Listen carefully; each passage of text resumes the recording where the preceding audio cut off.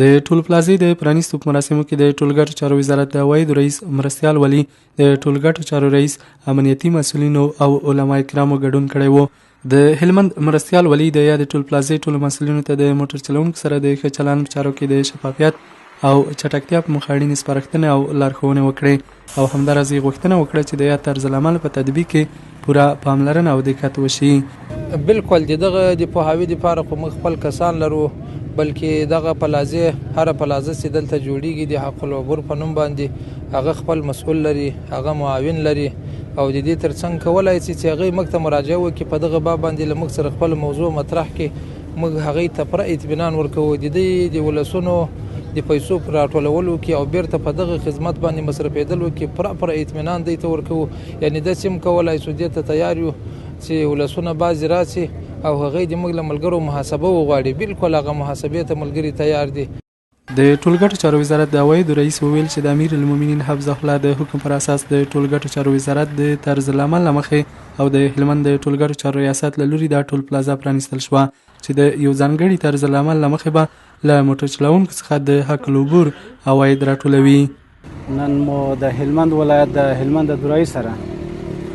د ټول پلازه نوې افتتاح کړه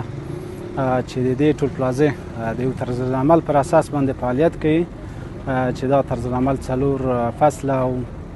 14 مادې لري. نو د دغه طرز العمل پر اساس باندې له دغه عمومي شهرات څخه چې څوک استفاده کوي د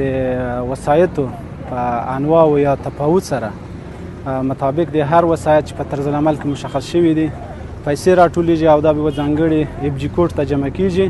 د هغې پر اساس به له کندهار څخه تر ګریش بازار پورې دوهم مسیر لاین له خیره سره جوړیږي او دغه پیسې پر بل هیڅ کار کې یعنی په د دولت پر بل بودیجه کې په هیڅ ډول سره نه مصرفیږي. یوازې او یوازې د امیر المؤمنین حفظه الله پر حکم کې واضح لیکل شوي دي چې دا پیسې مختص همدغه سړک لپاره دي.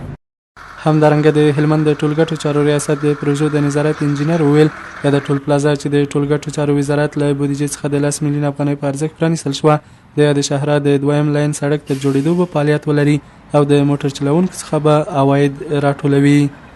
د ټول پلازا چې د ټولګټو وزارت د خوا څخه جوړه شوله چې تقریبا د 10 میلیون افغانۍ مصرف باندې راغلی. نو دا ټول پلازا د دې لپاره جوړه شوله چې د کندهار څخه تر ګریشه پورې د دویم لین سړک جوړیږي.